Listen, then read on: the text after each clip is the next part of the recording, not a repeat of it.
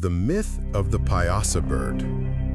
Imagine two massive beasts painted high on the sheer limestone bluffs above the Mississippi River near present-day Alton, Illinois.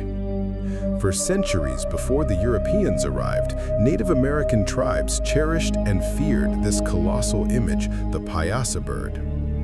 French explorer Father Jacques Marquette in 1673 was the first European to document the sight, describing two terrifying figures larger than any man, winged, horned, bearded monsters with scaly bodies and long tails.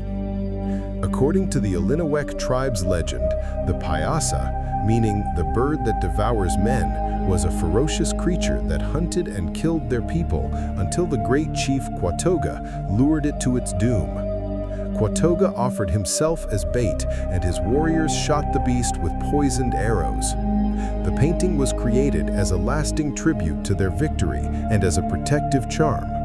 Although the original painting was destroyed by quarrying in the mid-1800s, a highly visible, compellingly accurate replica keeps the ancient legend alive on the bluffs today, a silent, monstrous sentinel watching over the river traffic.